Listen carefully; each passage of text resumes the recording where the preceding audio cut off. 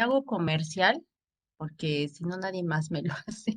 Pero bueno, mañana voy a estar, no, el jueves a las 7 de la noche voy a estar en una pequeña entrevista que me van a hacer en Facebook y voy a estar hablando de acciones al final de la vida, que por ejemplo es donación de órganos, donación de cadáver, voluntad anticipada, derechos de enfermos terminales, pues bueno, tutor cautelar y todo eso, ¿no? Si les interesa o conocen a alguien que ande interesado en eso, pues con mucho gusto pueden verlo por Facebook. No los obligo así de vayan y les pongo un punto, ¿no? O sea, porque Es el jueves. El es jueves este jueves. tenemos clase. Nos Buenas encantaría noches. oírla, pero tenemos clase. Ah, tienen clase. Bueno, entonces no Sí, importa. tenemos Sí. martes, miércoles y jueves. Ah, con razón, está bien. Bueno, Pero denos el eh, link y luego lo escuchamos. Todo eso gusto. sí. Gracias. Sí, de eso, si les interesa el tema, sí, les puedo mandar el link del Facebook y Sí, ahí lo pueden ver en cualquier momento que les acomode, ¿sale? Entonces, muchas pues sí gracias. sería eso. Mil gracias. Ahorita se los mando y Y les saludo, buenas noches, porque yo estaba en la presentación de un libro justamente. sí, Julio Quería César. Sí, avisarle. Gracias. sí, no te preocupes. Gracias por integrarte. Y bueno, ahora sí nos vamos con Fanny, antes de que empiece yo a hablar, porque si no, Mande, me voy Doc. con... Ay, sí, no, perdón, no sé por qué ah, está la mano arriba, perdón. no, no te preocupes, sino porque ya me voy a soltar a hablar. Entonces, ¿qué vamos a ver? Vamos a ver un concepto muy sencillo de derechos humanos y cuáles son los principios de los derechos humanos, ¿sale? Eso sería para la sesión de hoy. Veremos un concepto de discriminación y tipos de discriminación, ¿sí? Y un pequeño concepto de dignidad, porque dignidad es bien amplio y a lo mejor me lleve un poco más de tiempo, pero les voy a dar lo más sencillo de dignidad para que ustedes lo tengan en mente. Entonces, eso sería hoy los conceptos que vamos a ver. Así ya básicamente revisar estos tres conceptos que es derechos humanos, discriminación y dignidad. Entonces, voy a presentarles. Después les voy a dar un poquito más de profundidad de derechos humanos porque quiero que conozcan las implicaciones de la reforma constitucional. Pero eso será en otra clase porque veo que dicen, ay, esto de control de la convencionalidad y todo eso. Sí, no hay problema, yo se los enseño con mucho gusto, de manera fácil y sencilla, no se preocupen, eso yo se los enseño rápidamente. Y lo voy a ver, pero con la más a profundidad cuando abordemos la Convención de los Derechos de las Personas con Discapacidad y lo voy a ensamblar mayormente ese tema para que ustedes comprendan un poquito más esta parte. Ahorita nada más voy a ver sumeramente cuál es el concepto de derechos humanos. ¿Ok? Y déjenme les presento, o esta no es. Y vamos a ver, eso sí, un poquito después, efecto de horizontalidad de los derechos humanos, porque hoy la Suprema Corte está reconociendo que un particular puede violar un derecho humano y yo creo que es bien importante que ustedes conozcan esa parte, ¿no? Por cualquier cosa. Entonces lo voy a agregar, pero eso lo veré más adelantito. Ahorita céntrense en esta parte que es derechos humanos y su diferencia con las garantías individuales, ¿sí? Entonces, ¿qué son los derechos humanos? Es un conjunto de prerrogativas, ¿sí? Un conjunto de facultades, pues, que están apoyadas en la dignidad humana, ¿sí? Derivan este conjunto de facultades, de prerrogativas de la dignidad humana, por eso vamos a ver los dos conceptos.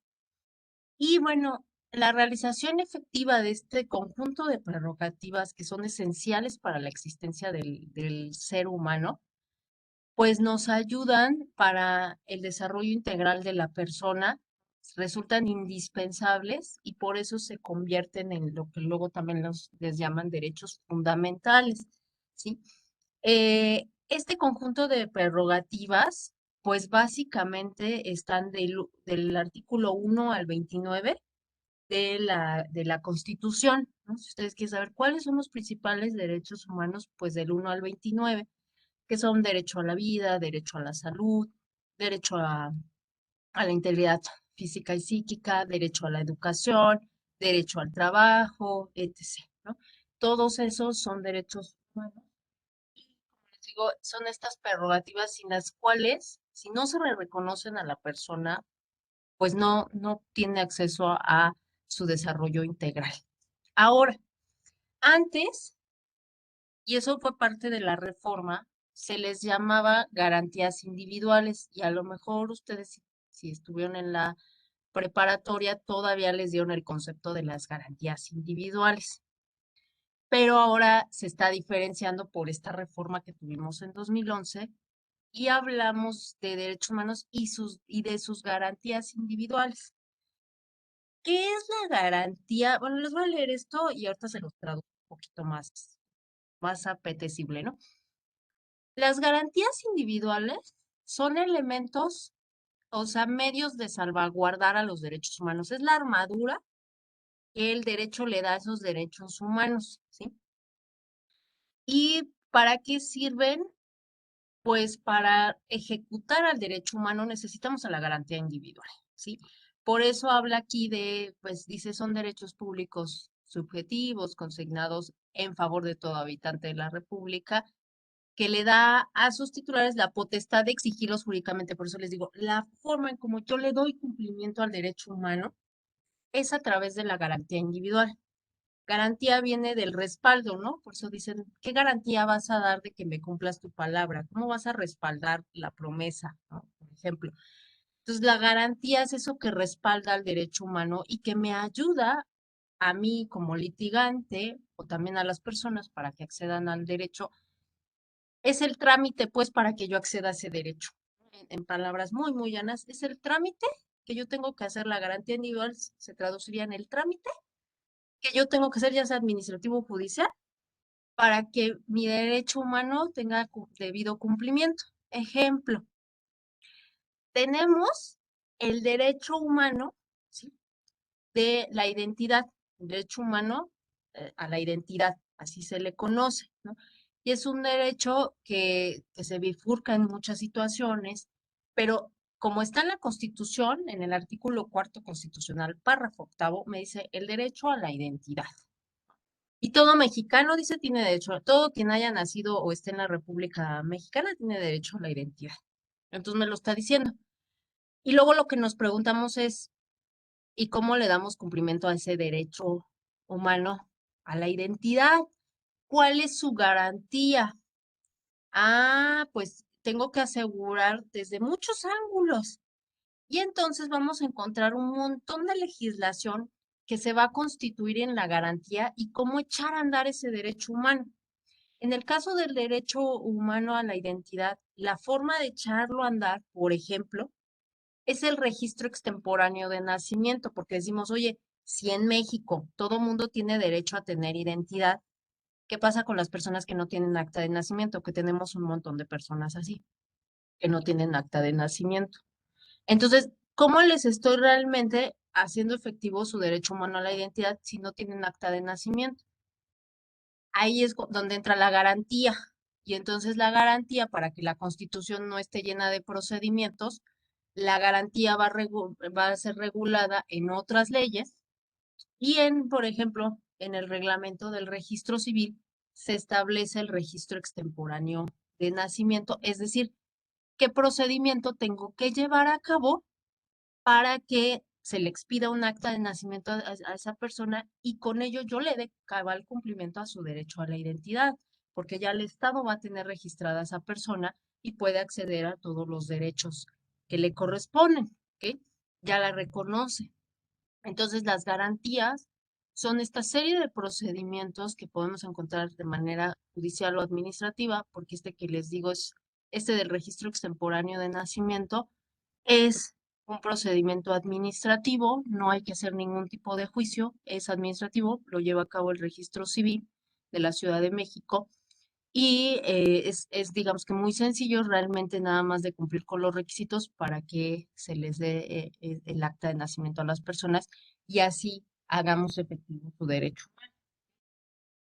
siempre vamos a encontrar acompañado el derecho humano a una garantía individual, ¿ok?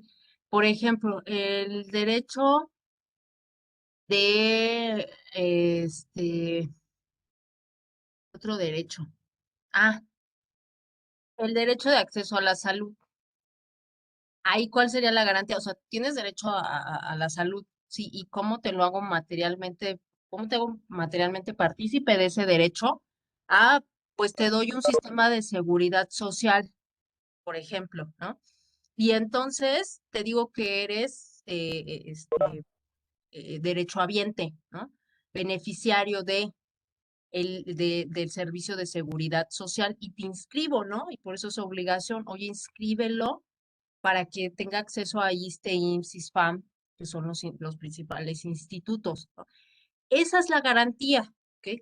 ¿Cómo entonces en la vía administrativa yo te doy de alta como beneficiario de estos servicios y con eso yo estoy cumpliendo tu derecho de acceso a la salud? Es una forma, porque hay varias de cumplir ese derecho. Entonces, cuando veamos estos procedimientos administrativos, ¿ok? O procedimientos judiciales para que se cumpla con algún derecho humano, estoy hablando de las garantías, ¿sí? Y cuando yo veo como tal enunciado en la Constitución la prerrogativa, la facultad que tengo a mi favor, estoy hablando de derechos humanos, ¿sí? Van unidos, pero hay que distinguirlos, ¿ok? Entonces, nada más de manera sencillita, porque ustedes no son abogados, el abogado sí tiene que tener esto muy así, de forma muy incluso compleja, pero ustedes con que me digan, me distingan del derecho humano de la garantía, ya con eso me doy por bien servida, ¿sale? ¿Sí me expliqué? ¿Quedó claro?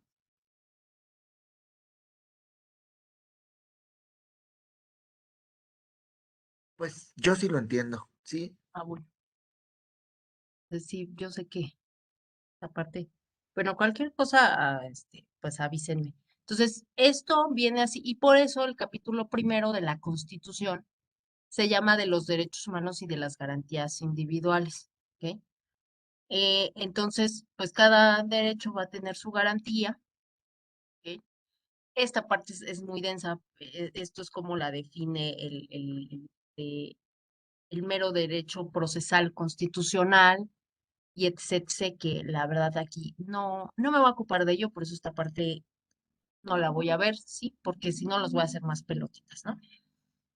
Eh, las características que sí van a tener los derechos humanos en particular, porque vienen así en el artículo primero constitucional, ¿ok?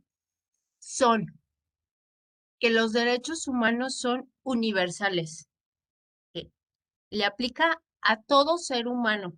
¿Sí? Si es ser humano, tiene derechos humanos. Ya, se acabó. ¿No? Ya no, nadie se los tiene que otorgar. El Estado, por eso dice reconoce, porque tú ya cuentas con esos derechos, porque eres una persona. Por eso veíamos el concepto de persona. Si tú eres persona, yo nada más te reconozco que tienes derechos humanos. Yo no te otorgo porque ya los tienes. Y no importa en qué circunstancia estés, política, religiosa, tu etnia, tú ya tienes derechos humanos. Por eso los derechos humanos son universales, ¿sí? Los derechos humanos siempre son permanentes, siempre están vigentes. Todo momento la persona tiene su derecho humano y goza de ese derecho, salvo lo que vimos del artículo 29 constitucional, que es el famoso estado de excepción. Y como vieron, había derechos que no se podían suspender, ¿sí?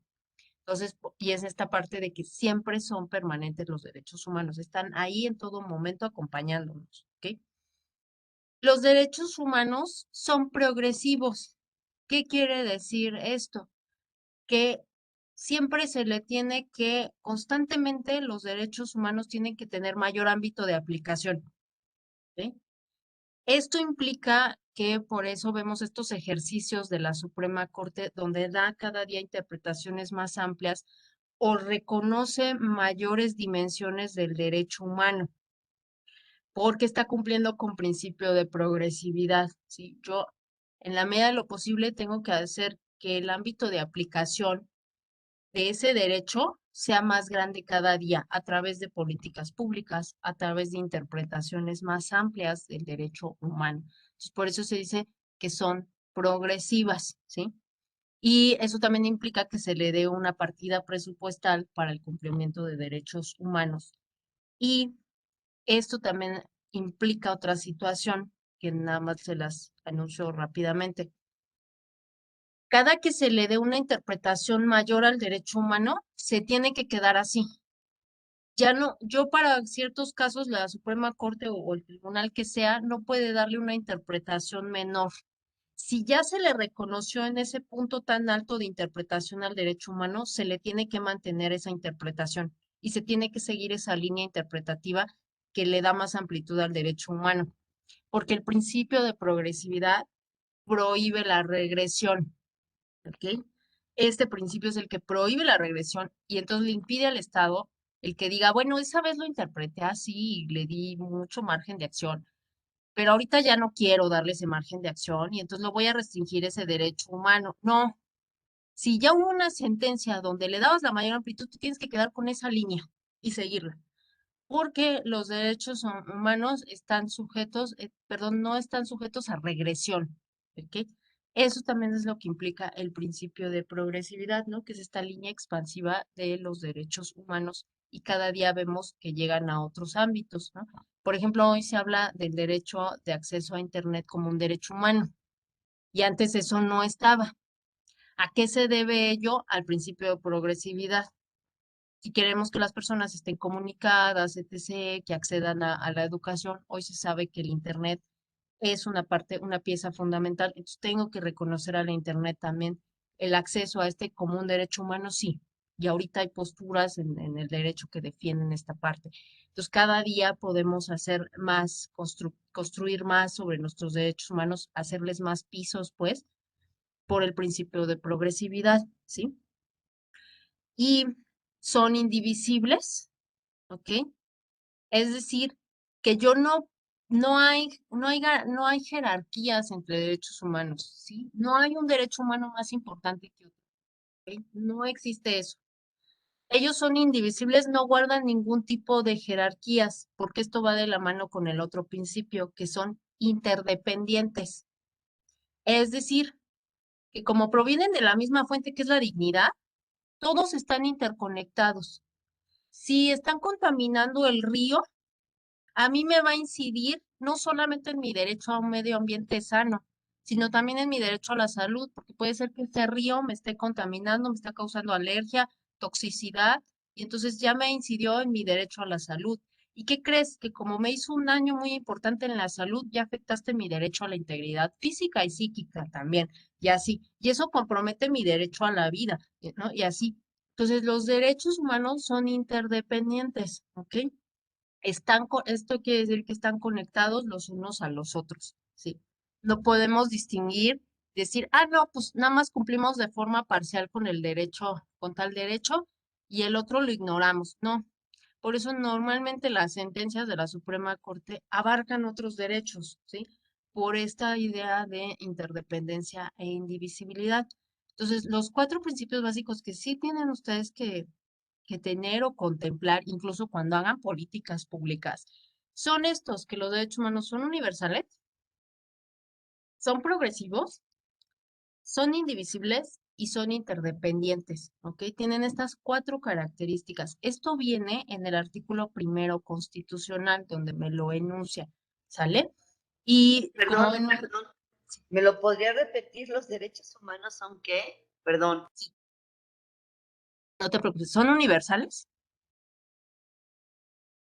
son progresivos, son indivisibles y son interindependientes.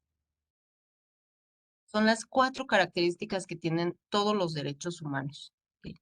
Es decir, universales que aplican para todos, en cualquier momento y en el lugar en donde estén, tienen derechos humanos.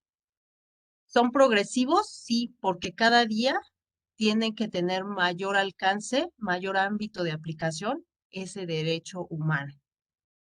Es indivisible porque no guardan una jerarquía entre ellos, no hay un derecho humano que sea más importante que otro, ¿ok? Y son interdependientes, es decir, que están siempre entrelazados. La violación de un derecho humano supone la violación de otros derechos humanos. Si no me cumplen con mi derecho de acceso a la salud, se compromete mi derecho a la vida, se compromete mi derecho a la integridad física y psíquica, ¿no? Entonces, esos son los 4 principios por artículo primero constitucional que tienen los derechos humanos, diríamos que son las características de los derechos humanos, ¿sí? Gracias, doc. No, no hay de qué, ¿vale? Bueno, eso por una parte. Acá no les leo todo porque esto es muy jurídico, o sea, es una presentación que hice más para abogados, por eso no les leo todo, ¿sí? Y esto me lo voy a saltar porque lo vamos a ver despuesito, porque se le reconoce ya 2 ámbitos de aplicación a los derechos humanos, ¿ok? Como una obligación para cumplir para el Estado y también como una obligación para los particulares, que son los nuevos criterios. Y entonces, hoy sí podemos decir que, porque lo normal era, bueno, es que ustedes sí no son abogados, perdónenme. Lo normal, o sea, los derechos humanos nacieron como defensas, son medios, son escudos del particular, el ciudadano de a pie frente al Estado, porque el Estado tiene el dominio y puede hacer conmigo lo que se le dé la gana, ¿no? Me puede poner un juez ad hoc, le puede decir al juez que me dicte determinada sentencia, me puede un día hacer arbitrariedades legislativas, porque tiene el poder. Entonces, los derechos humanos nacieron como escudo de defensa para esos particulares que estaban indefensos ante el gran poder del Estado. Por eso en la concepción clásica de los derechos humanos se hablaba de que era una obligación del Estado y que solamente el Estado me podía violar un derecho humano, ¿sí? Pero ahora las concepciones han cambiado en los últimos 50 o 70 años y hoy se habla que también un particular, en ciertas características y en cierto sentido, no en todos los casos, ¿ok? No en todos, pero sí puede violar un derecho humano. Eso ahorita no lo voy a ver, lo voy a dejar así, lo vamos a profundizar en otra sesión. Nada más si quiero que tengan la nueva noción que hay, porque pues les puede servir en el trabajo y también que conozcan esta parte de que ahora también los particulares estamos obligados a respetar los derechos humanos del otro, ¿no? Eso es lo que nos está diciendo ahí. Eh, Vi que alguien alzó la mano, pero no veo. ¿Alguien alzó la mano? Ay, Ricardo, por favor. Yo había alzado mano para dar un pequeño comentario. Rápido esta vez porque luego me llevo mucho tiempo. Hablando un poco de lo que nos estaba comentando de por qué nacieron los derechos humanos, las garantías individuales, nos podemos remontar a lo que ocurrió en la Revolución Francesa, que fue justamente el por qué nacieron los derechos humanos. Porque en la Revolución Francesa se vio que quienes tenían el poder o quienes ejercían todo el poder era el Estado, bueno, los reyes y el clero, mientras que el 90% o el 95% de toda la demás población que se le conocía como plebe no tenían derechos, no tenían ejercicio para participar en los poderes, no tenían ni voz ni voto. Entonces, a partir de que se da la Revolución Francesa, se establece los derechos humanos para justamente ser el escudo y el arma de toda la población en general contra el poder excesivo del Estado, o en ese caso del clero. Y También. también para agregar en esta parte del cambio que se realizó para que también se vea el cómo debe ser un escudo también contra particulares, me voy a remontar un poquito a la filosofía liberal, en donde se establece que no solamente el Estado puede ser quien ejerza un poder coercitivo contra la persona, sino que un particular también puede ejercerlo. Entonces se establece desde la filosofía liberal que se tiene que poner un escudo, ya sea a través de leyes o a través de un contrato social, en donde particulares se puedan defender contra particulares para que ellos no pisen sus derechos en pro a sus propios derechos, sino que haya una convivencia lo más plena posible, en donde se respeten los derechos de uno y los derechos del otro. Solo era esa parte. Mil gracias, Ricardo. Sí, vamos, ahorita no hablo mucho pero qué bueno, o sea, sí, los derechos humanos no justamente nacen con la Revolución Francesa, pero sí es el primer documento ya conciso que se habla ya de ellos. Y nacen por esta parte de, pues, como medio de defensa entre todo el aparato que es el Estado y por estos pactos por la filosofía contractualista, ¿no? Yo le cedo una parte de mi libertad al Estado para que me devuelva seguridad jurídica y eso nos da un vínculo ahí en el que tú estás obligado conmigo, yo también, y entonces nos tenemos que reconocer estos derechos. Y estas teorías liberales llegaron, ¿sí? Y fue a partir de la sentencia,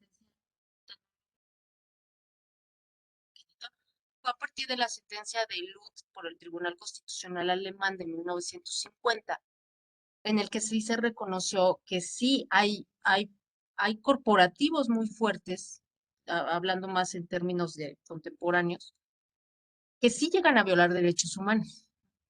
Ya no les platico porque aquí no doy biotecnologías, pero si quieren algún día todos esos chismes y de eso, de derecho a la alimentación y todo eso, y cómo luego los corporativos nos los violan, eso lo veo en biotecnología y derecho. Monsanto, que ahorita es Bayer Monsanto, se fusionaron. Pero son estos grandes corporativos que, como bien dice Ricardo, adquieren tanto poder que claro que me pueden violar un derecho humano como particular. Y está muy comprobado por toda la... Por eso Monsanto tuvo que fusionarse con Bayer, porque ya tenía muy mala fama, ¿ok?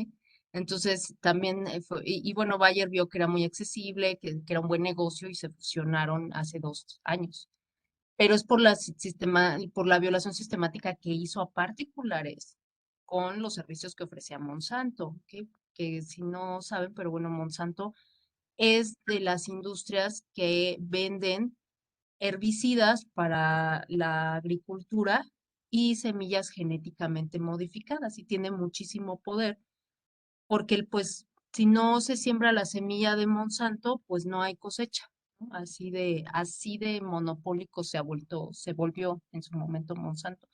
Y claro que podía violar derechos de particulares. Por eso estos nuevos criterios, Ricardo, sí, muy bien, qué bueno que lo señalas. Lo veremos más adelantito. Y si tienes algo más que agregar, ahí, Ricardo, con muchísimo gusto para enriquecer, porque les digo, lo vamos a ver más adelantito, lo que se conoce como, en la doctrina se le llama efecto de horizontalidad de los derechos humanos. ¿Ok? Y bueno, para ir sintetizando después de que divago y divago, pero bueno, derechos humanos son las facultades que yo tengo derivadas de mi dignidad frente al Estado y frente a los particulares, ¿sí? Y las garantías son esos instrumentos o herramientas que me ayudan a tutelar mis derechos humanos, los refuerzan, les dan vigencia plena a través de ese procedimiento, a través de esa sentencia, están cumpliendo con mis derechos humanos, los están reforzando, me están ayudando a acceder a los mismos, etc. Me lo están materializando mi derecho humano, sí, y para eso me sirven las garantías individuales, ¿ok? Para hacer efectivos esos derechos humanos que tenemos enunciados y que están muy bien, pero decimos nosotros los abogados, ¿y cómo lo hago posible eso? Ah, bueno, pues ahí están las garantías. ¿Ok? Entonces, déjenme ver si nos sirve algo más de aquí. Mm,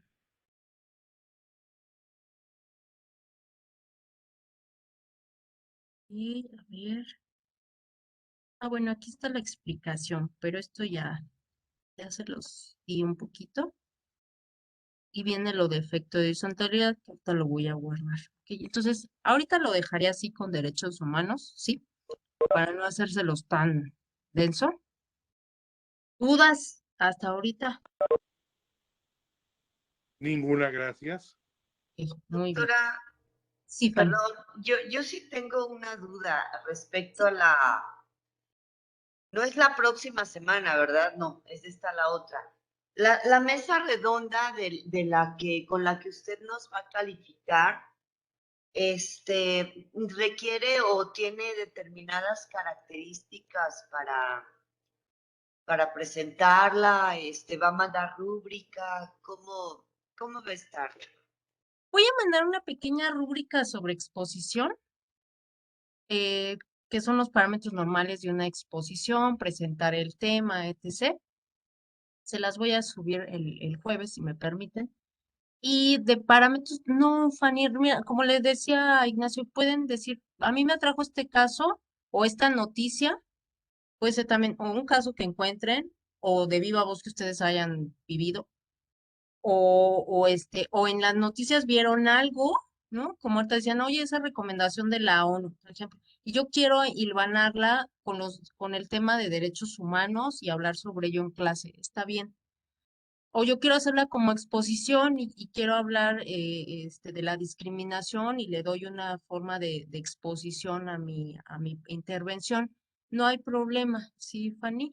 Es por equipos, decidan su eje temático y ya decidirán qué es lo que quieren ustedes presentar y tendrán de 15 a 20 minutos para exponerlo, ¿sí? Pero les digo, la verdad es que yo estoy muy receptiva a lo que ustedes quieran presentar y no los quiero acotar, ¿sale? Entonces, de verdad no se preocupen tanto así como que, ay, a lo mejor no le presenté tan jurídico como ella quería. No, no, de verdad que no, no se preocupen.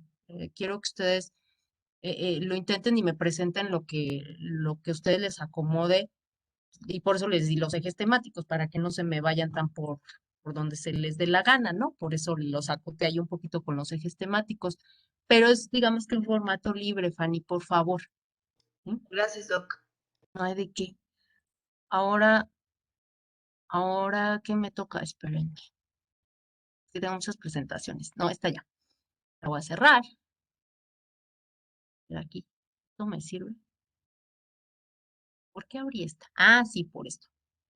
Entonces, sí, vamos a ver dignidad.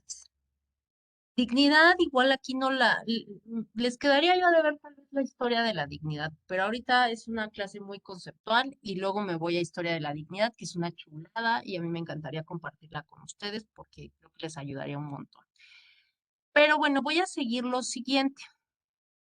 Dignidad es un concepto muy viejo, no es un concepto igualmente de la ética y de la antropología. Entonces, ¿podemos encontrar muchas acepciones de dignidad? Sí. Yo les voy a dar cuál es la definición oficial, una aproximada que hay, sí, pero a lo que voy es, si, o sea, si ustedes quieren entender dignidad desde cierto sentido, es muy respetable y va a estar bien, ¿ok? Porque si ni los filósofos que son grandes mentes se han puesto de acuerdo, pues mucho menos nosotros. Entonces, ¿quiénes somos nosotros para decir que esto debe de ser la dignidad? Les voy a dar parámetros de cómo se entiende la dignidad y ustedes serán libres de tomar la definición que más les acomode. ¿A quién estoy siguiendo yo? Yo sigo a Francesc Torralba en su libro que es La dignidad humana, que es una chulada, yo se los recomiendo un montón, es de Editorial Herder, y bueno, él dice, a ver, a lo largo de la historia, por eso me gusta mucho este autor, dice, hay tres formas o tres sentidos en los que se ha concebido a la dignidad. Desde un sentido teológico, desde un sentido ontológico y un sentido ético. Y ahorita vemos un poquito ello. Entonces dice, incluso él por eso clasifica a los autores y dice, bueno, tal autor es un sentido teológico y tal autor es un sentido teológico. Eso, les digo, historia de la dignidad, la voy a ver un poquito más a profundidad después. Ahorita solamente quiero que vean esta parte, ¿sí? Que es, ¿qué sentido es el teológico? Es el sentido clásico de la dignidad en el que me establece que yo tengo un valor intrínseco, inmanente, o sea, ya nada más porque existo, tengo dignidad, tengo un valor y las personas, y merezco respeto, ¿ok? ¿Y por qué? Esto, por eso es teológico. ¿Y de dónde deriva el que yo tenga esta cualidad especial y se me reconozca?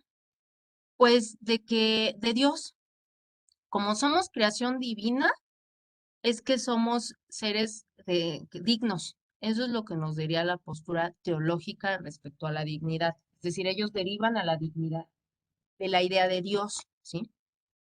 Luego, cuando se seculariza el Estado, es decir, muchos parámetros de lo que estaba encargada la Iglesia, el Estado ahora se hace cargo. Cuando pasa la Estado y se disuelve esta idea de iglesia-Estado y queda solamente el Estado a la cabeza, pues hay que apoyar la idea de dignidad en otro sentido. ¿Ok? Y esto viene muy de la mano con la creación del Estado liberal, porque el Estado liberal trae un sentido de la filosofía racionalista, ¿sí? La creación y concepción de del Estado moderno, que es lo que ya estamos nosotros acostumbrados a ver porque hemos vivido en ese tipo de Estado. Eso vino con una filosofía racionalista.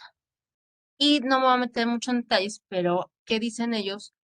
Que nosotros somos dignos porque somos racionales y porque el uso de la razón y de la autonomía sobre lo que yo quiero como normas morales imponerme es mi autonomía, es mi libertad y por eso soy digno y tengo una dignidad por ser racional y esta dignidad también se va a traducir en que nunca me puedas instrumentalizar. Yo nunca seré un medio, siempre voy a ser un fin. Eso quiere decir que no me puedes utilizar para, oye, puedo tomar como conejillo de indias y picotearte y hacerte y deshacerte por el bien de la ciencia. No, espérate, espérate. Va a haber un marco legal y espérate y vamos a cuidar la dignidad de la persona. No puedes disponer de ella nada más porque sí. Este ámbito es la dimensión ontológica de la dignidad, ¿ok? Y es la clásica posición de Kant, cuando Kant nos habla de la dignidad, que ya luego los aburriré con Kant, ahorita no, pero esa es la concepción que se tiene porque pues Kant es parte del racionalismo, Kant es del movimiento del siglo de las luces, etc. Y entonces él va a hablar en ese sentido de la dignidad y es este sentido ontológico y van a haber otros autores que lo hablen. Entonces aquí realmente lo que están diciendo es que nuestra propia naturaleza humana es la que nos da esa dignidad, ¿ok? Y por eso tenemos ese derecho a ser tratados de manera respetuosa y a que nos honren y a no ser sometido a ningún maltrato. En palabras llanas, eso sería el sentido ontológico de la dignidad. Espérenme porque levantaron la mano. Y yo, pero ya es que me confundí un momento, pero creo que ya le caché. Nada más para, Ajá, para recapitular. El sí, sentido ontológico tiene que ver con la dignidad asociada al uso de la razón por el sí. ser humano. Ok. Ujú, muy bien, sí. Gracias. Sí, es que esta es medio densa, yo lo sé. Miren, yo estuve 2 años estudiando nada más el concepto de dignidad, sí, para que vean, o sea, lo denso que puede llegar a ser. Y me aventé en mi tesis de doctorado, creo que 100 cuartillas nada más para definir la dignidad, sí. Así que si ahorita dicen, ay, esto está bien denso y bien pesado, pues platíquenme a mí que yo 2 años y cada que iba con mi tesis que es peor que yo, porque domina más el tema él, era así de, no, te falta, ¿no? Y te falta tal autor, y es así de, ya me va a volver loca. Entonces, no se preocupen si ahorita no queda así como tan bien, ¿sí? Y cualquier cosa, díganme. Ahora, el sentido ético de la dignidad es un sentido mucho más antiguo, ¿ok? Que el resto, porque el sentido ético de la dignidad lo que me dice es, ¿qué haces tú para ser acreedor de respeto frente a la sociedad? ¿Cómo llevas tú a cabo conductas edificantes? Es decir, tienes una buena fama ante la sociedad y por eso la sociedad te respeta y te reconoce como alguien digno. Aquí no me está diciendo, es que ya porque naciste y existes, ya tienes dignidad. Aquí el sentido ético me está diciendo, no, gánate la dignidad, gánate ese respeto. Y también lo que me dice es, ¿y qué haces tú con tus conductas? ¿Cómo normas tu propia conducta? ¿Cómo te comportas con los otros y los dignificas a través del trato que le das? ¿Ok? A mí, por eso me gusta mucho este sentido de la dignidad, porque realmente si yo quiero ser alguien digno, tengo que tratar con dignidad al otro. Eso es lo que me gusta si me permiten hacerles el comercial. Eso es lo que me gusta, porque yo digo, yo soy digna en la medida que dignifico la existencia de los otros, es decir, que soy amable, que les reconozco sus derechos, etc. Como lo querramos hacer, pero es este trato de distinción que le doy a la otra persona y eso me dignifica a mí.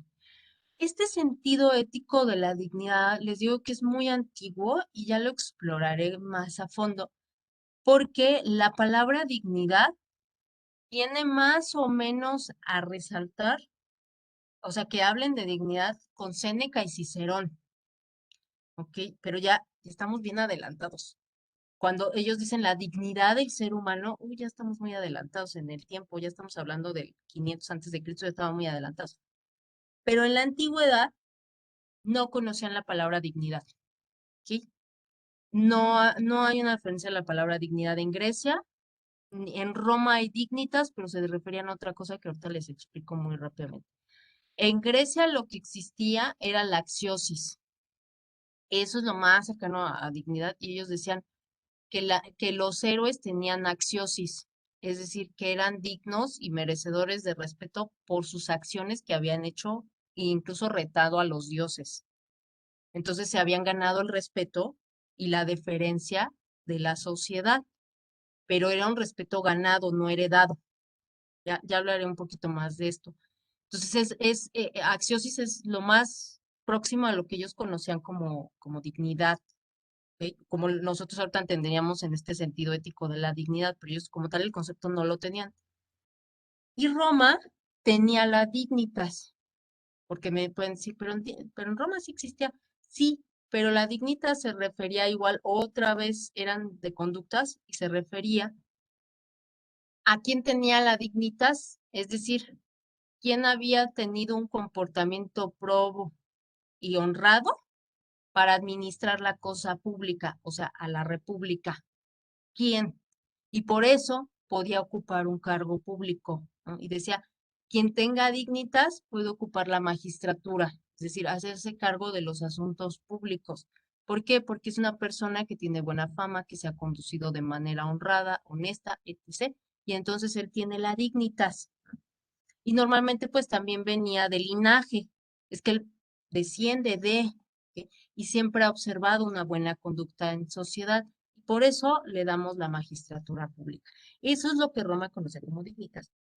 Ahora, cosa bella va a ser Séneca y Cicerón, que por primera vez en Roma empiecen a decir, oigan, no, hay un valor intrínseco en las personas y ellos ya, es una chulada lo que dicen de dignidad. Casi no hablan de ellos en dignidad y se van más acá, pero es una belleza lo que dicen Séneca y Cicerón sobre la dignidad y luego casi nadie me los menciona, pero ellos son de los primeros en la antigüedad que empiezan a hablar de dignidad, ¿ok? Incluso Cicerón dice, vengo a hablar de algo más allá de la dignitas, ¿no? Sino del respeto que se le debe de dar y la distinción que tiene el ser humano. Es muy bonito ahí lo que dice Cicerón.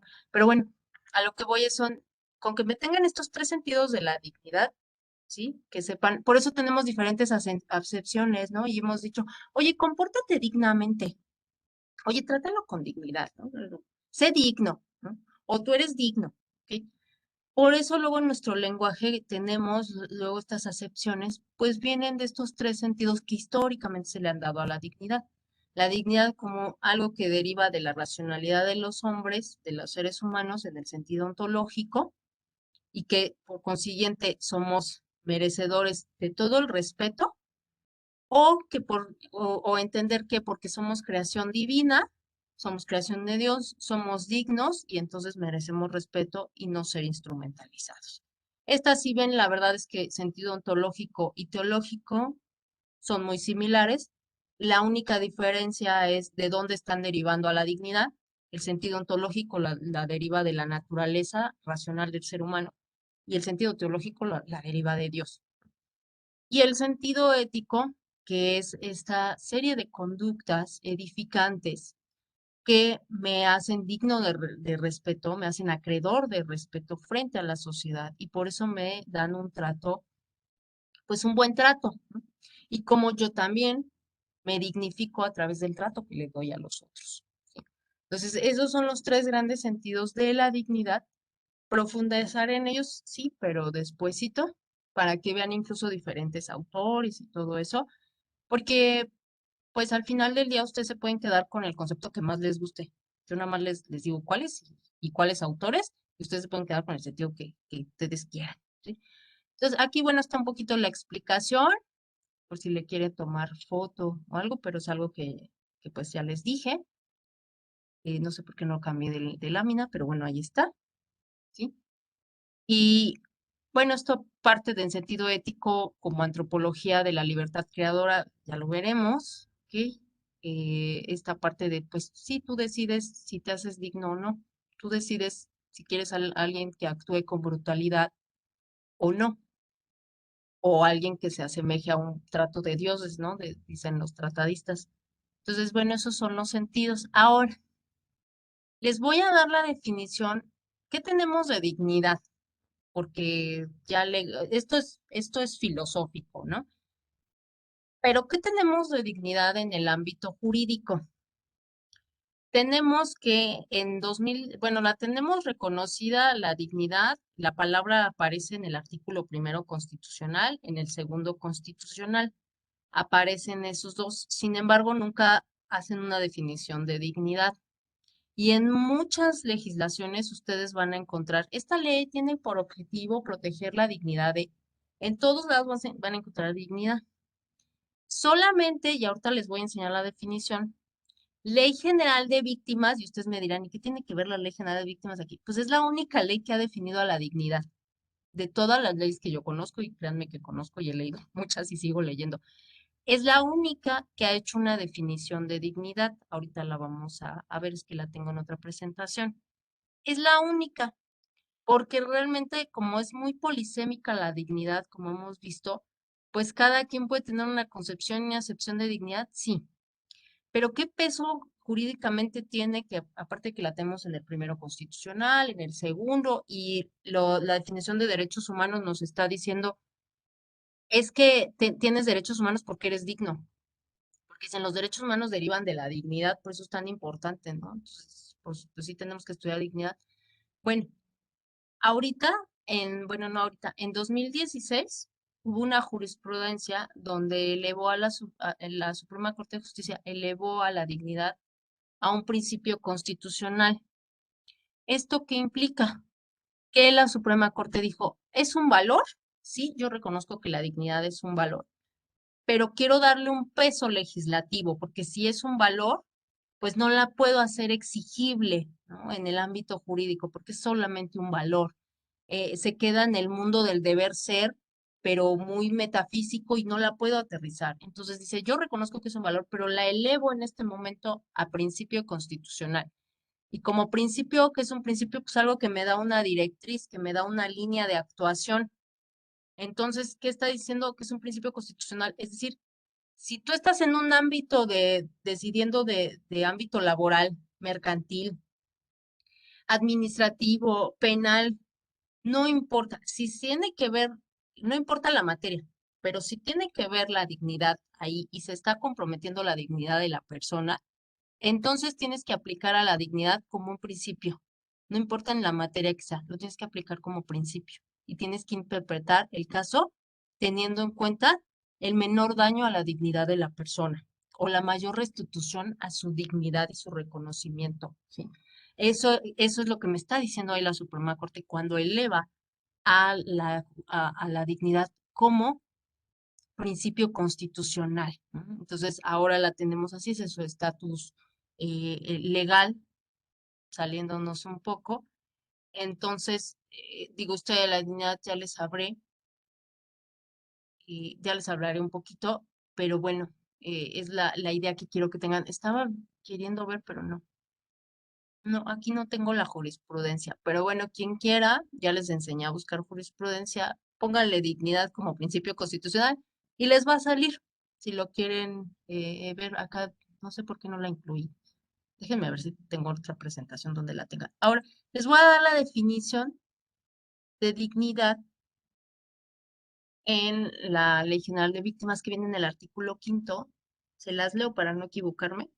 Entonces, déjenme que cargue la presentación. Bueno, hasta ahorita.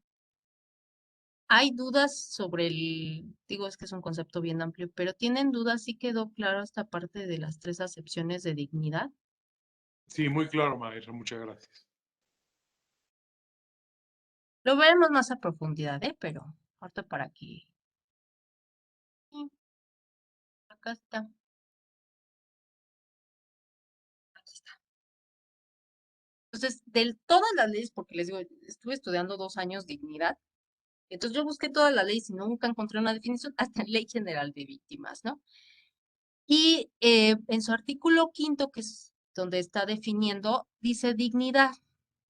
La dignidad humana es un valor, principio y derecho fundamental, y aquí lo eleva hasta derecho fundamental, base y condición de todos los demás. Por eso esa definición de derechos humanos nos decía, es que es que tenemos derechos humanos porque tenemos dignidad. ¿Ah? Bueno, entonces aquí todo eso lo reconoce en esta pequeña definición. Entonces, por eso dice, la dignidad humana es un valor, principio y derecho fundamental, base y condición de todos los demás. Implica la comprensión de la persona como titular y sujeto de derechos y a no ser objeto de violencia o arbitrariedades por parte del Estado o de los particulares. Y aquí la Ley General de Víctimas ya está reconociendo que también los particulares están obligados a respetar la dignidad de las otras personas. Por eso también esta definición me gusta mucho. Y me parece, continúa acá, continúa Ley General de Víctimas. En virtud de la ley de la dignidad humana de la víctima, todas las autoridades del Estado están obligadas en todo momento a respetar su autonomía, a considerarla y tratarla como un fin de su actuación. Eso es bien kantiano, pero está muy kantiana la definición, pero está buena. Entonces dice que el Estado tiene que considerar a la víctima, en este caso, digamos a la persona, tratarla como un fin de su actuación. Siempre considerarla así. No es un medio, es un fin. Y luego continúa, igualmente todas las autoridades del Estado están obligadas a garantizar que no se vea disminuido el mínimo existencial a que la víctima tiene derecho, ni sea afectado en el núcleo esencial de sus derechos. Mínimo existencial es un derecho humano y se dice que sin ese mínimo, es decir, sin esa infraestructura mínima que tiene que contar la persona, cierto acceso a recursos, etc., pues no puede cumplir con su dignidad, ¿no? La persona queda reducida. Entonces, por eso hilvana aquí el mínimo existencial con la dignidad. Pues sí, si la persona no tiene recursos, pues también la condenamos a una vida miserable cuando la estamos dignificando, ¿no? A eso se está refiriendo esta parte, ¿sí? Y dice, en cualquier caso, toda norma, institución o acto que se desprenda de la presente ley serán interpretados de conformidad con los derechos humanos reconocidos por la Constitución y los tratados internacionales de los que el Estado mexicano sea parte, aplicando siempre la norma más benéfica para la persona. Todo esto que ven aquí es la regulación, perdón, este último párrafo que se los voy a explicar un poquito más a fondo. Todo esto en la doctrina se llama principio pro persona, ¿ok? Así se les llama y ya les explicaré un poquito más esto, ¿sí? Pero para que sepan de dónde sale aquello. Eso es dignidad en un sentido muy, pues digamos que muy práctico, ¿ok? Eso es, ustedes me pueden plantear otro concepto de dignidad porque se pueden alimentar de otro autor, sí, no hay problema. Si ustedes quieren discutirlo, está perfecto. Yo no se casen con lo que yo les doy aquí. Siempre hay más, ¿ok? Y yo no lo conozco todo. Entonces puede ser que ustedes digan, yo conozco esto y me acomoda más. Ah, bueno, está bien. No hay, de verdad, no hay problema, ¿sí? Solamente les doy las directivas. Y ya por último, voy a ver discriminación. ¿Sí? Entonces, de discriminación, si me da tiempo, les enseño, pues, cómo se hace el requerimiento de discriminación ante la comisión, si me da tiempo en otras clases, porque también se me hace importante que ustedes conozcan el procedimiento. Sin embargo, aquí, como les digo, es una clase muy conceptual y solamente les voy a dar aproximaciones conceptuales a estos conceptos. Ya los iremos afinando mejorcito. Discriminación. Este está medio. ¿Qué es la discriminación en términos llanos? O sea, en el lenguaje común es un sinónimo de diferenciar y de distinguir. Entonces, oye, discrimina entre, distingue entre, ¿ok? ¿Discriminamos a los galanes? Sí, ¿no? O sea, también a lo que voy es, luego no hay que darle tanto el sentido negativo a la discriminación. Estoy siendo selectivo, ¿no? Entonces también la discriminación no tiene por qué tener esta carga tan negativa Pero cuando yo ya impido el derecho a otra persona que acceda a al derecho de otra persona, entonces sí, ya estoy hablando realmente de un caso de discriminación jurídicamente y porque sí estoy afectando ya a alguien, ¿ok? Pero bueno, en el lenguaje común ustedes pueden encontrar que es sinónimo de diferenciar, de distinguir. Y la discriminación es, en el lenguaje cotidiano, es una forma también de ordenar y clasificar otras entidades o recursos, ¿sí? Y para nosotros los abogados, que si ya decimos rompe con el principio de igualdad y hay discriminación, y cuando ya empezamos con nuestros rollos, pues es porque sí estamos hablando que se le da un trato desigual a esa persona y eso produce ese trato desigual que le estoy dando. Es decir, ay, no, tú no te formes aquí, yo no te voy a dar ese servicio. Cuando yo le doy ese trato desigual a alguien, ¿le produzco violaciones a sus derechos humanos? Sí, ¿ok? Entonces, ahí es donde entra el derecho y dice, espérate, tengo que legislar y tengo que tener cuidado con esto de la discriminación. Ahora, nada más un pequeño paréntesis para que no se queden con la duda. Hay autores que les dicen derechos humanos a los derechos fundamentales, ¿ok? Para términos de esta clase, pueden emplearlos como sinónimos. Pueden decir los derechos fundamentales, los derechos esenciales, los derechos humanos. No hay ningún problema, ¿ok? Tienen esa naturaleza. Claro, si van con un constitucionalista, porque esos sí son papistas a rabiar, y les dicen, ay, es que el derecho humano y es sinónimo de derecho fundamental, sí los van a ver feo a lo mejor. Porque para ellos dicen, es derecho humano cuando está reconocido perdón, es derecho fundamental cuando está reconocido en la Constitución. Mientras tanto, queda en el ámbito del derecho internacional porque está reconocido solamente en tratados internacionales y es derecho humano. Y cuando la Constitución lo eleva y ya lo tiene contemplado en sus paginitas, entonces para ellos es derecho fundamental. Solamente les hago el comentario por si llegan a ver autores que lo distinguen. Pero aquí en esta clase es completamente bien. Si ustedes hablan de derecho, está bien. Si hablan de derechos humanos, derechos fundamentales o derechos esenciales, yo no tengo problema en ese aspecto, ¿sale? Ahora, esta definición sí es de la Comisión Nacional de Derechos Humanos, ¿ok? Y de la CONAPRED también, ¿no? La Comisión Nacional para Prevenir la Discriminación. Y nos dice, la discriminación es toda distinción, exclusión, restricción o preferencia que por acción u omisión, con intención o sin ella, no, que no sea objetiva, racional ni proporcional y tenga por objeto o resultado obstaculizar. Aquí es donde ya viene lo negativo. Obstaculizo, restrinjo, impido, menoscabo o anulo el reconocimiento y goce de derechos humanos y libertades, ¿ok? Con base a alguno de los siguientes motivos. Y ahorita vamos a ver cuál es lo que normalmente hace que discriminen a las personas. Pero bueno, cuando yo hago esta distinción y excluyo a alguien sin una razón, o sea, es realmente irracional su color de piel. Ay, es que es niña y ni qué vas a ver, los niños ni saben. Luego es así, ay, el niño ni sabe, decide por él. Ay, ¿qué vas a ver? O con el abuelito también pasa, ay, ¿qué vas a ver? Y ya lo estoy excluyendo y le estoy restringiendo el que me dé su opinión. Bueno, ya estoy discriminando. Entonces, cuando yo hago esta distinción, exclusión y restricción, y no es de una forma racional, ¿no? Ni proporcional, estoy incurriendo en discriminación, sí, porque al excluirlo, al distinguirlo, ¿ok? Al restringirle que me dé su opinión, yo estoy desafortunadamente obstaculizando que esa persona ejerza su derecho, o lo estoy restringiendo, o estoy impidiendo, o estoy menoscabando sus derechos humanos, ¿ok?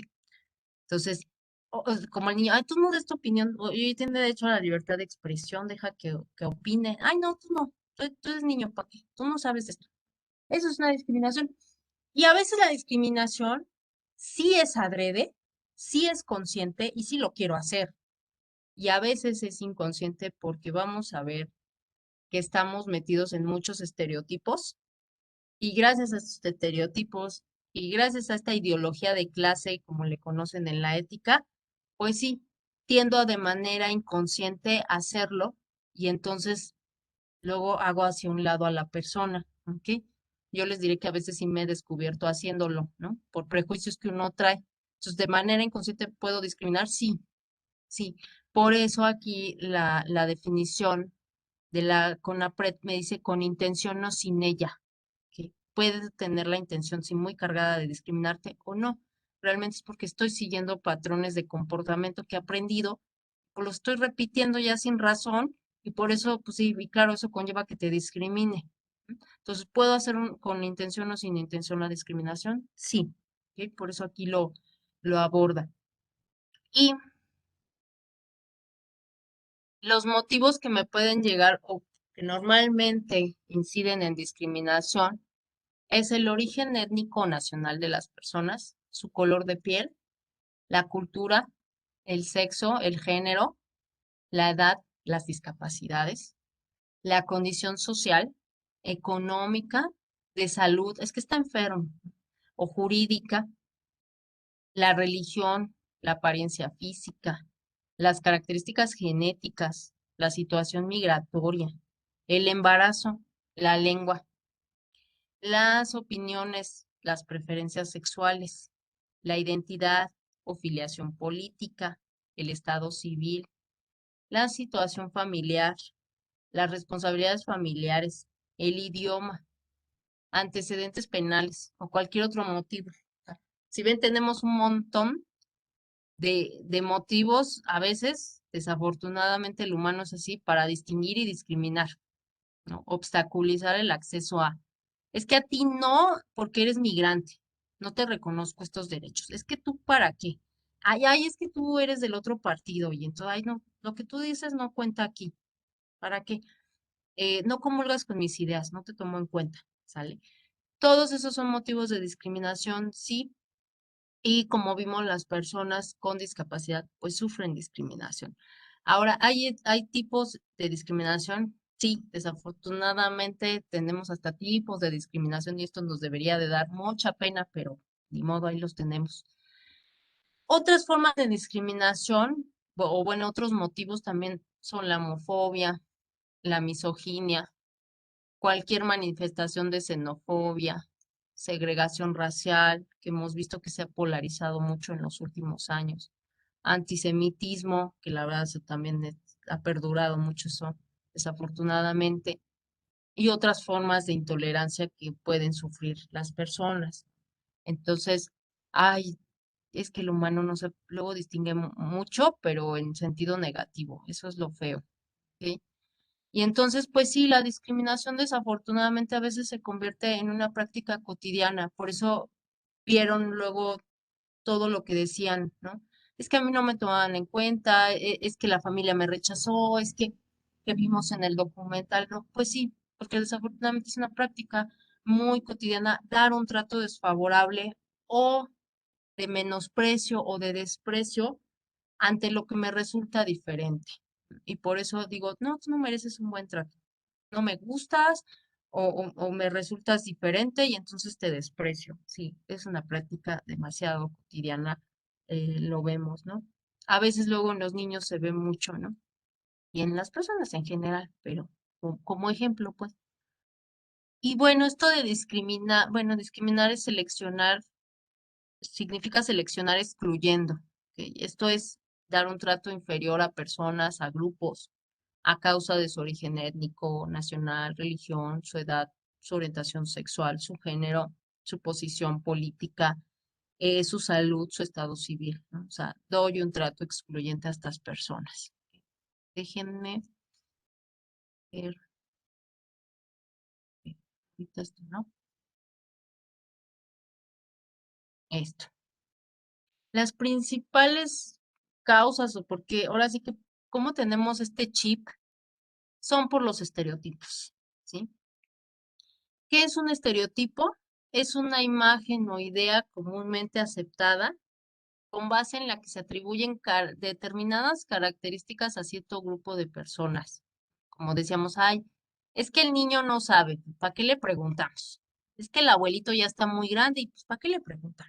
Normalmente es por esto, ¿no? Porque tenemos muy introyectada la idea de ciertas características que tienen las personas y ya por eso ya no las tomamos en cuenta. Eso es un estereotipo, ¿sí? Y esto lleva a considerar que todos son iguales y que a todos los tenemos que tratar de esa forma. Pues sí, desafortunadamente pasa demasiado y con esto perdemos objetividad al momento de tratar a alguien, ¿no? Y por las características que pueda tener, ¿ok? Eh, por ejemplo, el otro día me comentaba un amigo para que vean estereotipos, ¿no? Ay, es que yo no tengo pareja, no, nunca, siempre les pregunto en la primera cita el signo zodiacal. Que bueno, pues cada quien, ¿no? Porque si es Géminis, no. Porque los Géminis, y eso es un estereotipo, ¿no? Es que los Géminis son doble cara, son hipócritas y me han hecho y me han deshecho y yo no, yo un Géminis no. Aparte no soy compatible con Géminis. Bueno, ese es un estereotipo, ¿ok? Y digo, no quiero molestar a la persona que me lo dijo, ¿no? Sino quiero ejemplificar, ese es un estereotipo. Que yo tengo una idea preconcebida de cómo tiene que ser, por ejemplo, mi pareja, y no sé, tiene que ser Virgo, no lo sé, para esa persona. Y entonces ahí hago un estereotipo y ya veo con esa lente a la persona, digo, ah, no, tú eres así, entonces vas a ser así. A mí de estereotipos me pasó mucho y todavía me pasa, ¿no?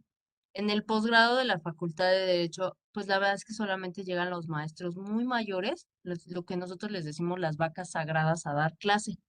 Y la vaca sagrada, pues normalmente es un maestro muy consagrado, que ha dado muchos años clase y ya son personas mayores. Y obvio, a mí, cuando yo empecé a dar clases en el posgrado, ahorita porque ya más o menos me ubican, pero cuando yo empecé, me decían, oye, niñita, ¿y a ti quién te dio permiso de estar en la mesa de firmas? Antes así me hablaban. Oye, niñita, ¿quién te dio permiso? ¿A qué maestro ayudas? O sea, me concibían como asistente por el estereotipo. Es que eres muy joven para dar clases. ¿Qué vas a aportarle a la gente? Eres muy joven. La sabiduría está asociada con vejez, ¿no? O sea, me habla de ese tipo de estereotipos. A mí me estaba muy curioso que me hablaban en ese tono y en esos sentidos, ¿no? Y yo decía, bueno, o sea, sí, sí sé, o sea, parece que no, pues sí sé, si no, no me metería en problemas de dar clase en posgrado.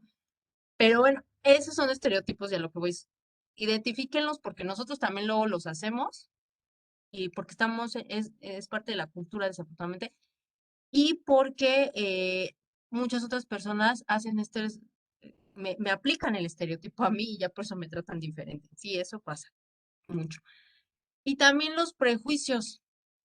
Empiezo a juzgar la persona con antelación. Oye, es que se viste así. Ay, mira nada más y la falda.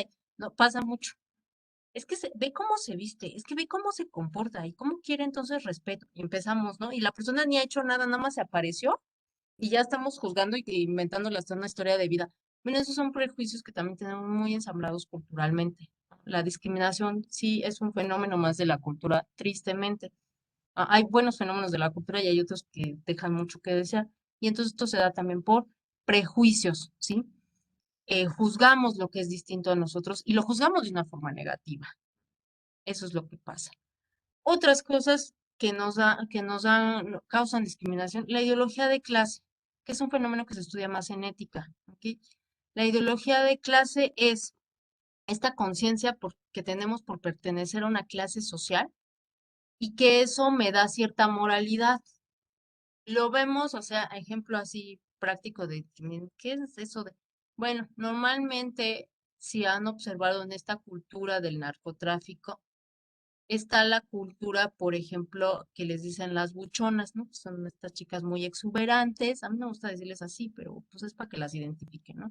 Pero bueno, son en realidad estas chicas muy exuberantes que pues normalmente son parejas de narcotraficantes, ¿no? Y entonces, ¿cuál es la ideología de clase ahí en la que se forman en estos círculos sociales? Que la mujer, para valer y para ser atractiva, tiene que tener determinado físico y comportarse de cierta manera. Y que lo único que puede ofrecer una mujer, pues es satisfacción sexual al sexo opuesto, y mucho atractivo y ser envidia para otras mujeres porque ella se comporta como trofeo, ¿no? Digo, no las quiero criticar porque al final del día es la cultura que han absorbido, no han conocido otro mundo y sería muy injusto que yo les hablara de otros términos o las criticara. Simplemente estoy ocupándolo como un señalamiento de lo que es la ideología de clase, porque yo pertenezco a un grupo social, asumo ciertas normas sociales y me comporto de esa forma, ¿ok? Mucho también pasa, por ejemplo, con las personas que vienen de grupos familiares donde no se ha tenido una escolaridad muy alta, la incidencia ahí en sociología, dicen, se desprecia, en esa cultura se desprecia mucho, en esa ideología de clase se desprecia mucho el papel de la escuela. A la escuela se le ve como un estorbo, se le ve como una carga, porque en ese grupo social dicen lo que nos tiene a flote es el trabajo, no la escuela. Y entonces desprecian todo lo académico y la escuela. Esa es ideología de clase, es muy, luego no la percibimos, pero está ahí. La misma cultura de los mis reyes es ideología de clase. Es que yo no necesito trabajar para tener este estilo de vida.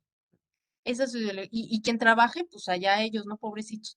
Es ideología de clase y esa la tenemos muy presente. Lo que pasa es que no la identificamos, pero sí tenemos ideología de clase. Y es tan vieja como de ideología de clase en ética, se empezó a hablar desde la Edad Media, ¿eh? Desde ahí empieza el fenómeno de ideología de clase que la ética la estudia. Así que no crean que es de hoy, ¿no? Les doy ejemplos de hoy para que lo identifiquen, pero es algo ya viejo. Ahora, me voy con esta parte muy rápidamente. Eh, Tipos de discriminación. La discriminación de hecho, ¿ok? Consiste en la discriminación, en la distinción que se da en las prácticas sociales o ante funcionarios públicos, cuando se trata, por ejemplo, de modo distinto a un sector. A las mujeres o a las personas mayores les dan otro trato. Entonces, eso es una discriminación de hecho, que igual la vemos un montón, y como luego en ciertos sectores o que voy a cierto trámite, cómo me tratan de cierta forma por ser mujer o por ser joven o por ser una persona mayor, cómo me están tratando de forma diferente y me impiden el acceso, me ponen muchas mayores trabas por mi situación y lo que estoy tramitando, ¿no? Eso es una discriminación, de hecho, de manera así llana. eh, Otros tipos de discriminación. La discriminación del derecho es aquella que sí está establecida en la ley. Esa es la diferencia. La otra es en los tratos sociales. Pero esta discriminación de derechos sí está establecida en la ley y entonces vulnera los criterios prohibidos del principio de igualdad mediante la que se da un trato distinto a cierto sector, ¿no? Entonces, por eso decimos, oye, ¿qué prerrogativas tienen los que trabajan en esa dependencia pública? Oye, ¿por qué le dan un trato diferente a tal servidor público? ¿Y por qué en la ley tienen mayores premios? Etc. Sí, sí existe, sí pasa, y eso es una discriminación de derecho, porque la misma ley les está dando mayores prerrogativas y mayores accesos que a otras personas y ni siquiera lo está justificando, ¿ok? Es el caso, por ejemplo, de una ley que estableciera que las mujeres perderían su nacionalidad si contrajeran matrimonio con un extranjero, pero si esta ley no afecta a los hombres que estuvieran en semejante situación. Y les digo una cosa, en Alemania sí pasa. En Alemania, la mujer que se casa con un extranjero, los niños no pueden acceder, los hijos que tengan ese matrimonio no pueden acceder a la nacionalidad alemana, por ley, ¿eh? Así está la ley. Y les digo porque es el caso de una amiga muy cercana y por eso sé de la ley. Pero los varones que se casen con mujer extranjera no pasa eso. Entonces, ahí la misma ley me está haciendo la discriminación. Oh, sí, claro. Y vamos a encontrar un montón de leyes que tengan estas distinciones, desafortunadamente. Sí, y hay que paliar eso y hay que combatirlo y hay que identificarlo, ¿no? Sí, sí llega a pasar. Eh, Perdón, voy. Julio César, luego Mariana y creo que alguien más alzó la mano. Perdón, Ricardo tenía primero levantada su mano. Ah, Ricardo, por favor. Bueno, nada más quería dar un ejemplo sobre esto de la discriminación de derecho. Y Sí, bueno, por es que favor. este está complicado porque hay dos leyes que se contradicen allí. Pero este es un ejemplo que me había puesto una ex profesora, platicando así como más de amigos. Y ella me había dicho que un poco más, bueno, en los estados del norte había una comunidad de indígenas donde tenían la tradición todavía de esta parte de permitir que niñas menores se casaran con hombres ya mayores de edad. Y es ahí donde había una discrepancia en la ley, porque la ley que protege a los niños prohíbe que personas mayores de edad contraigan matrimonio con niños, pero al tener sus tradiciones, entonces ya se puede decir que hay una discriminación hacia los niños de esa comunidad, porque se les quita ese derecho o esa protección legal simplemente por ser parte de esa comunidad. Nada más Justo, quería poner ese Ricardo. ejemplo. Sí, ay, no, muy bien, perfectísimo, Ricardo, gracias. Sí, gracias. Eh, Julio César y luego Mariana, por Y favor. gracias. Ahorita que platicaba usted de lo que es la discriminación y lo que es, ¿cómo se llama? Todo lo que tiene que ver con los perjuicios, me acordé de Ah, una cosa que conocí en Dinamarca y lo que es lo que se llama la biblioteca humana. Ahí lo que hacen, en lugar de pedir un libro prestado, y sobre todo son los días sábados y domingos, la gente, en lugar de pedir un libro, se pide prestado a una persona que le cuente su vida durante 30 minutos. Entonces, muy curioso porque la gente está sentada y tiene un letrerito que puede decir bipolar, refugiado, gay, desempleado, etcétera, ¿no? Y entonces durante 30 minutos las personas le cuentan a uno lo que tiene, por ejemplo, que por ejemplo soy refugiado, ¿no?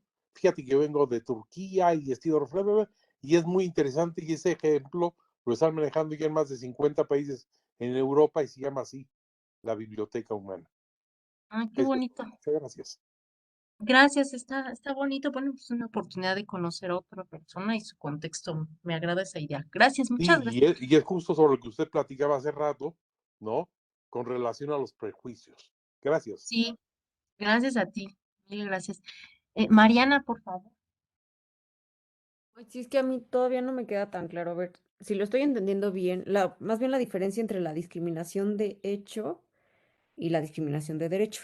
Ah, Como lo ok. estoy entendiendo, la de hecho es cuando un funcionario público comete un acto de discriminación a cierto grupo de Ajá. personas.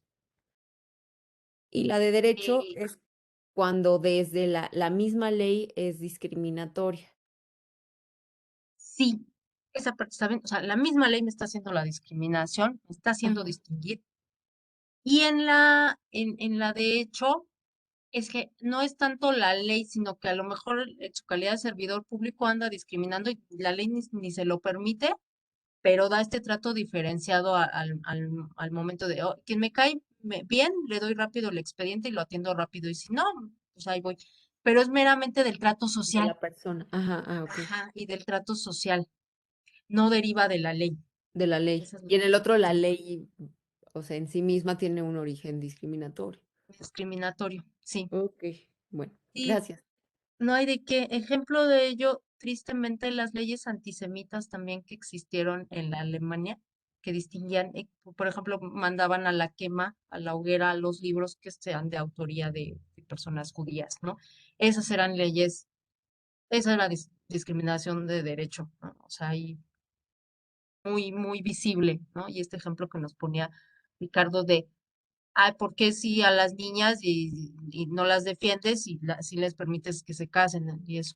Entonces, esas son otro tipo de discriminación, es la directa, cuando se utiliza como factor de exclusión de forma explícita uno de los criterios prohibidos de discriminación, es decir, por tu origen, por tu edad, eh, por tu sistema de creencias, te estoy discriminando, ¿no? Que les digo, por ejemplo, yo por eso les decía, yo no quiero juzgar a esta persona que me dijo, oye, yo no salgo con Géminis, pues, los platico aquí como ejemplo, pero no quiero juzgarla, porque la verdad es que le haría yo una discriminación indirecta que por su solo sistema de creencias me esté yo burlando y la excluya como una persona racional y que toma decisiones. O sea, tengo que respetar y si ella se acomoda así, pues está bien, ¿no? Si a mí no me parece, bueno, esa es mi bronca, pero no puedo yo menospreciar a esa persona por su sistema de creencias, ¿no? Aunque a veces sí lo ameritan, pero no se vale, o sea, no hay que hacerlo porque quizás es una discriminación indirecta, ¿sí? Hay otra clase de discriminación que se llama la discriminación indirecta. ¿M?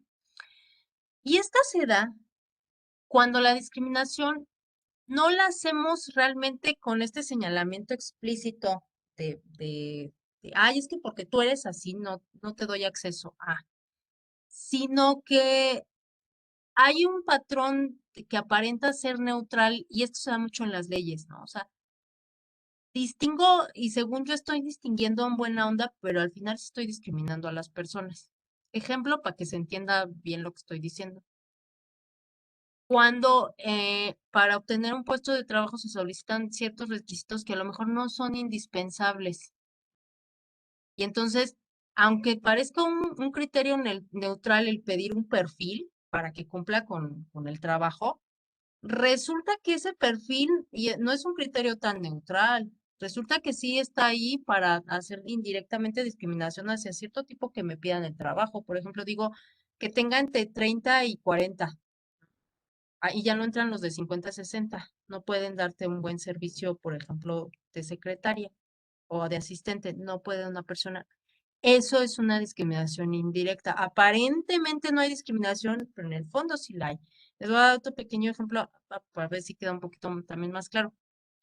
La ley de voluntad anticipada dice dice que solamente es para los enfermos terminales. Rápidamente, ¿en qué consiste la voluntad anticipada? Que yo decida qué tratamientos quiero recibir o no al final de la vida. Y la ley de voluntad anticipada me dice, esta ley aplica para enfermos terminales. Y yo digo, y entonces la persona con Alzheimer, con enfermedad crónico-degenerativa, no puede decidir qué tratamientos recibir al final de su vida. Porque la ley dice que solamente para enfermos terminales aplica la voluntad anticipada. Y un estado vegetativo persistente queda inoperante el acto porque no entra en el supuesto legal que me está dando. Sí, y ese es un problema que está ahí vigente en la ley de voluntad anticipada. Está mal hecha la ley. Y aparentemente la ley no nació para discriminar, ¿eh? O sea, sí les juro que lo que menos quiso hacer ley de voluntad anticipada fue discriminar a otras personas. Pero en la redacción y en el criterio neutral de decir, oye, los enfermos terminales le está impidiendo a otros que accedan a ese derecho, porque entonces si yo tengo un Alzheimer, demencia, ya no me aplica porque no es enfermedad terminal y entonces no me pueden aplicar mi voluntad anticipada. Esa es una discriminación indirecta, es más difícil de notar, sí, y ahí más el abogado, así alguien jurídicamente hablando, puede notarla más, ¿ok? Yo nada más quiero que la tengan, no quiero que la utilicen así, solamente que lleguen a conocer que sí, las normas a veces partiendo de no quiere discriminar, pero acaba discriminando al momento de aplicar ya la ley. Decimos, bueno, ¿y viste a todos los que dejaste afuera? Porque legislaste de esa forma o porque pusiste ese criterio de que nada más para enfermos terminales y viste cómo dejaste del lado A. Entonces ahí viene esa parte, ¿no? Eh, ahora, esta que me interesa mucho, ¿sí? La discriminación sistémica, que ya para concluir, porque ya sé que ya me pasa, se refiere a una discriminación que tiene una magnitud grande y es histórica y la han sufrido determinados individuos o ciertos grupos de una sociedad. Esta discriminación sistemática es la que ven que le pasa a estas personas del documental, sí, porque ya nada más por pertenecer a este grupo de personas con discapacidad, ya te discriminamos, ¿no? Y eso es histórico. Entonces, o por ser mujer, ya es histórico, o por ser persona de pueblo originario, ya. Y siempre las estamos marginando, siempre las estamos excluyendo. Eso pasa, ¿no? Entonces, esa es la discriminación sistémica, ¿ok? ¿Y qué me dicen? La discriminación se llama estructural o sistémica. Incorpora datos históricos y sociales que explican desigualdades de derecho o de hecho, o sea, Aquí puede ser que la ley tenga la discriminación o puede ser que de hecho se dé el trato diferente, ¿ok? Y en los tratos sociales. Y es resultado de una situación de exclusión social o de sometimiento de grupos vulnerables por otros en forma sistemática y debido a complejas prácticas sociales, prejuicios y sistemas de creencias, ¿ok? La discriminación estructural puede presentarse en una zona geográfica determinada o todo el estado o región, la que sufren las personas homosexuales, la que sufren las personas con discapacidad, es algo que históricamente han sufrido y que saben tristemente que, que va a pasarles, ¿no? Les doy un ejemplo así muy rápido. Recuerdo que cuando mi mejor amigo le dijo a su mamá que era homosexual, la señora se echó a llorar. Para mí fue muy impactante porque yo dije, pues no tiene nada de malo que sea así. Cuando la consolamos, porque estaba yo ahí, dice la señora, es que no lloro porque me digas esto, lloro porque siempre te van a estar molestando, porque sé que a mi hijo siempre va a ser objeto de burla y lloro por el trato que te van a dar mal. Digo, como madre la entiendo perfectamente. Pero ¿a qué obedecía el que la señora tuviera esta concepción? Que es lo que quiero que noten aquí. A la discriminación estructural que ya tenemos muy metida en los esquemas de la población y de la sociedad y que sabemos que esas personas históricamente han sufrido esta exclusión y este obstáculo al ejercicio de sus derechos, ¿no? Ya lo sabemos. Así, ay, los casos de violencia cuando uno los lee, ay, la mujer violentada, la persona homosexual violenta, ya lo sabemos. ¿Y por qué? Vienen hasta la nota roja y es algo que está siempre presente porque hay una discriminación estructural y esto sí está muy metido en la sociedad desafortunadamente. Lo voy a dejar hasta acá. Luego discutimos más porque me falta ver principio de igualdad y ahí podemos reseñar un poco más sobre discriminación en estos grupos, pero es algo que desafortunadamente sí la incluí aquí. Es muy amplio ver discriminación estructural, pero la incluyo porque es la que normalmente sufren muchísimo las personas con discapacidad, los que integran grupos vulnerables y las personas con discapacidad son de los 11 grupos vulnerables que reconoce la CNDH y la CONAPRED, por eso hay que tenerlo en mente, ¿sí? Yo sé que fue mucho ahorita, pero creo que sí me expliqué y si no, ahí avísenme también por correo para ya no quitarles tiempo. Eh, eh, eh, algo que sí no les haya quedado claro o todo bien, nada más que se congelan ahí un momento para que les pase lista, por favor. Yo sé que ya se quieren echar a correr y es muy loable, pero les tengo que pasar lista, perdónenme, porque si no no me voy a acordar de quién estuvo en la clase, perdónenme. Ahorita se echan ya a correr, como decía una maestra mía, se tiran al alcoholismo, lo que quieran, pero denme un momento para pasarles lista. Vanessa, Presente, Miss. gracias Julio por conceder. Gracias Vanessa por congelarte. Marian, Presente. Fanny, Presente. Ricardo, Presente. Julio César, Presente. Montserrat Hernández, Presente. Miriam, Presente, Miss. Mariana, Presente. Gabriela Tatiana, Presente. Ana Estefanía,